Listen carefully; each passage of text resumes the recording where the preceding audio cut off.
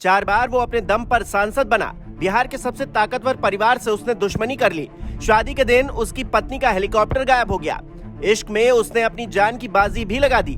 BJP का वो कट्टर विरोधी है। चलिए आपको बिहार के बाहुबली सांसद पप्पू यादव की कहानी सुनाते हैं। 90 के दशक में पप्पू यादव बिहार में अपने दबंगई की वजह से बहुत चर्चित थे। 1990 में पहली बार मधेपुरा के सिंहेश्वर विधानसभा से निर्दलीय विधायक बनने वाले पप्पू यादव एक समय लालू प्रसाद यादव के बेहद करीबी हुआ करते थे। लेकिन वक्त का पहिया बदला तो उन्होंने बिहार के सबसे ताकतवर सियासी परिवार से दुश्मनी मोल ले ली। ये कहानी 1988 की है, जब बिहार के सबसे चर्चित नेता कर्पूरी ठाकुर का निधन हो गया।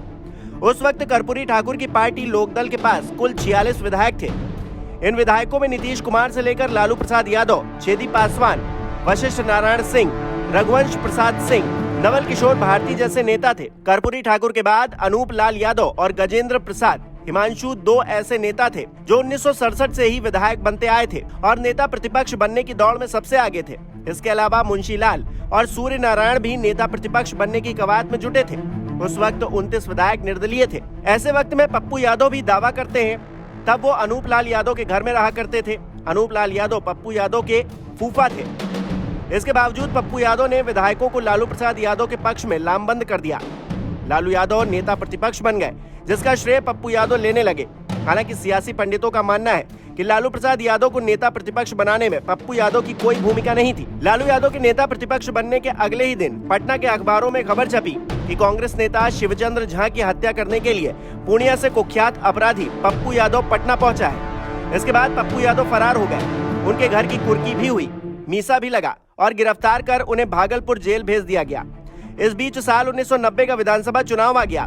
पप्पू यादव मधेपुरा के एक बड़े जमींदार परिवार से ताल्लुक रखते हैं। उनके पास पैसों की कमी नहीं थी। पप्पू यादव यादवों का नेता बनने की कोशिश करने लगे, जिससे लालू प्रसाद यादव नाराज हो गए और उन्होंने पप्पू यादव को विधानसभा का टिकट देने से इनकार कर दिया। लेकिन पप्पू यादव निर्दलीय चुनाव लड़े और सिंहेश्वर से जीतकर विधानसभा पहुंचे। हालांकि बाद में लालू प्रसाद यादव ने माफिया आनंद मोहन के खिलाफ पप्पू यादव को खड़ा कर दिया।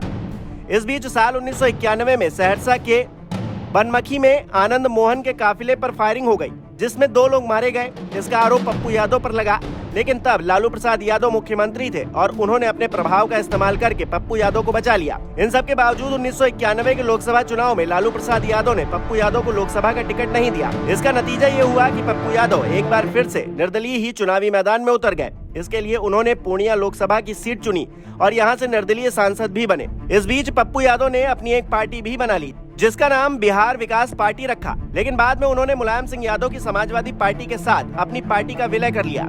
1996 के लोकसभा चुनाव में पप्पू यादव ने लालू प्रसाद यादव नहीं बल्कि मुलायम सिंह यादव की पार्टी समाजवादी पार्टी से पूर्णिया लोकसभा सीट का चुनाव लड़ा और फिर से जीत दर्ज की। सपा के प्रदेश अध्यक्ष भी बन गए। 1998 में जब देश में मध्यावधि चुनाव हुए तो पप्पू यादव फिर से पूर्णिया से चुनाव लड़े, लेकिन इस चुनाव में पहली बार उनकी हार हुई। वहीं ममाका विधायक अजीत सरकार की हत्या में पप्पू यादव का नाम सामने आया। लालू प्रसाद यादव पप्पू यादव की लगातार चुनावी जीत और बढ़ते रसूख को नजरअंदाज नहीं कर पा रहे थे। उन्होंने पप्पू यादव को अपने करीब लाना शुरू कर दिया। 2004 में लालू प्रसाद यादव ने छपरा और मधेपुरा से लोकसभा चुनाव जीता। बाद में मधेपुरा से इस्तीफा देकर लालू प्रसाद यादव ने पप्पू यादव को उम्मीदवार बना दिया। साल 2008 में पप्पू यादव को अजीत सरकार हत्याकांड का दोषी ठहराया गया। सीबीआई की कोर्ट ने उन्हें उम्र कैद की सजा दी, जिसके चलते वो 2009 का चुनाव नहीं लड़ पाए। मां शांति प्रिया को निर्दलीय चुनाव लड़वाया, लेकिन उनकी मां भी हार गईं। पप्पू यादव करीब 5 साल तक जेल में बंद रहे। 2013 में जेल से छूटने के बाद पप्पू यादव ने 2014 में मोदी लहर में मधेपुरा से चुनाव लड़ा और सांसद बने। 2014 में लालू परिवार के सभी सदस्य चुनाव हार गए। पप्पू यादव खुद को लालू का सियासी उत्तराधिकारी समझने लगे, लेकिन लालू ने 2015 के विधानसभा चुनाव में बेटे तेजस्वी और तेज प्रताप को खड़ा करवाया। यहीं से पप्पू यादव और लालू प्रसाद यादव में खटास शुरू हो गई। सियासी पिच पर बुलंदियों को हासिल करने वाले पप्पू यादव प्यार की पिच पर हिट तो रहे, लेकिन एक वक्त उन्होंने जान देने की कोशिश तक कर ली। पप्पू की प्रेम कहानी शुरू होती है साल 1991 से। तब वो किसी आपराधिक मामले में पटना की जेल में बंद थे। वहाँ उनकी दोस्ती हुई विक्की नाम के लड़के से। रंजीता विक्की की बहन है। विक्की के फैमिली एल्बम में एक दिन पप्पू यादव ने रंजीता की टेनिस खेलते हुए तस्वीर देखी। तस्वीर देखते ही पप्पू यादव को पहली नजर में उनसे प्यार हो गया। जेल से छूटने के बाद पप्पू यादव रंजीता का पीछा करने लगे। रंजीता को शुरू में तो पता ही नहीं था कि पप्पू उनका पीछा कर रहे हैं, लेकिन जब पता चला तो उन्होंने पप्पू से बात करनी चाहिए। रंजीता ने पप्पू से साफ शब्दों में कह दिया कि क्योंकि वो फालतू में परेशान है, शादी का तो सोचे भी ना। रंजीता ने कहा कि वो हिंदू है और हम सिख, हम दोनों की शादी नहीं हो पाएगी। पप्पू यादव ने रंजीता के परिवार वालों को भी मनाया, लेकिन कोई असर नहीं हुआ। एक तरफा प्यार की नाकामी देख पप्पू यादव ने एक दिन जान देने की कोशिश कर ली। पप्पू यादव ने ढेर सारी नींद की गोलियां खा ली। सुसाइड करने की कोशिश पप्पू यादव के प्रेम कहानी का टर्निंग पॉइंट साबित हुआ। इस हादसे के बाद रंजीता का भी दिल पिघल गया। पप्पू यादव ने अपने माता पिता को शादी के लिए राजी कर लिया। तब तक सक्रिय राजनीति का हिस्सा बन चुके पप्पू यादव को पता चला कि तब के पंजाब कांग्रेस के कद्दावर नेता एएस आहलूवालिया की बात रंजीता का परिवार नहीं टाल सकता। पप्पू पहुंच गए आहलूवालिया के घर और उनके हस्तक्षेप के बाद आखिर रंजीता के घर वाले मान ही गए। उनकी बस एक शर्त थी कि शादी सिख रीति रिवाजों से होगी। हुआ भी ऐसा ही। शादी साल 1994 में बिहार में पूर्णिया के गुरुद्वारे में संपन्न हुई। शादी के लिए पूर्णिया की सड़कों को फूलों से सजा दिया गया। ये शादी पूर्णिया समेत पूरे बिहार की एक हाई प्रोफाइल शादी साबित हुई।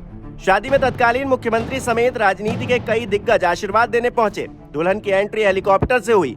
दुल्हन बनी रंजीता और उनके परिवार को एक हेलीकॉप्टर पटना से लेकर पूर्णिया लेकर आ रहा था। बीच में विमान रास्ता भटक गया। पूरा सरकारी महकमा सकते में आ गया। जब रंजीता का हेलीकॉप्टर गुरुद्वारे पहुंचा तब जाकर सबने चैन की सांस ली। आखिरकार 1994 में दोनों की शादी हो गई। तो ये थी पप्पू यादव की प्रेम कहानी और राजनीतिक सफर। आपको ये कैसा लगा हमें कमेंट करके जरूर बताइए।